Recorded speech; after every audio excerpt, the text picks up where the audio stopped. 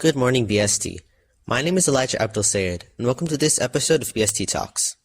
Hello, Cowboys. I'm the co-host of this podcast, Adrian Rubel. Today's topic is Teachers' Tips for AP Tests, Part 2. Today, we will be interviewing the BST Biomedical and Biology teacher to give you tips on how to study well for AP tests in general and for their specific classes. Now, we will be interviewing Ms. Viste, another BST Biomedical teacher. When do you recommend students start studying for AP tests and finals, and why then? Hi, Elijah. I recommend students to start studying for the AP exams actually starting at the beginning of the year. It's better to study each unit as you progress through them rather than trying to cram it all at the end.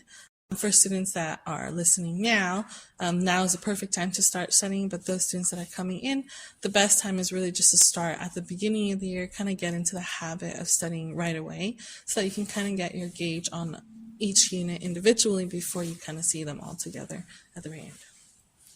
What do you recommend students study for your specific subjects? I recommend students really studying the content and like review guides or any videos, but the main one that they really want to focus on is going to be just those practice multiple choice questions, practice FRQs. What do you think that the most difficult part of the AP test and finals are, and how do you recommend that students persevere through that? I think the most difficult part of the AP exam is just seeing the content and the type of questions that they ask. So content is not even 50% of the idea of the AP exam.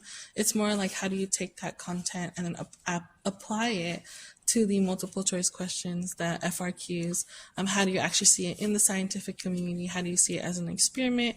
How do you see that data and then apply the content itself to why you would see that data or why that experiment would happen?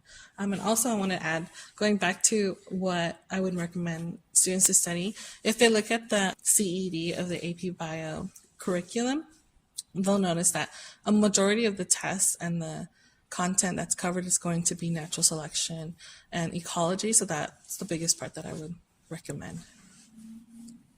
How do you recommend that the students study for AP tests and finals? I recommend students really doing practice questions through their progress checks on AP Classroom. If they're able to get any more multiple choice practice on maybe the Barron's or the Princeton's or the Kaplan practice ones, especially the FRQs. That's also 50% of the actual grade of the AP exam. So getting as much practice is really the key here. Is there a point where someone can study too much for the AP tests or finals? If so, where should they draw the line? I don't think that you can say too much, but I think you can get overwhelmed or maybe procrastinate too much. So I think if you progressively study just like here and there, slowly as the units go by, that's like the perfect amount of studying. But if you're trying to cram all of it right before the test or right before your unit test, I think that's the too much sort of thing, because you're just cramming it to memorize things for the 1 day or 2 days that you're taking the test, whereas it should be something that stays with you long term, because these are things that you're going to take with you later on when you go to college. Science is everywhere, so even after college. Is there anything else that you would like to say? I would just like to give props to the students this year. This is a really difficult class, but they're doing really, really well. And I don't think I say enough that I'm very proud of them. And to me, as long as they do their best and that they're trying their best, then it's beneficial for them. And as a teacher, that makes me proud too. So as long as they're enjoying it and they're doing their best, then it's all good. Thanks for listening, guys. Tune in next time for a new episode. Teachers' Tips for AP Tests, Part 3. And remember, be your best at BST.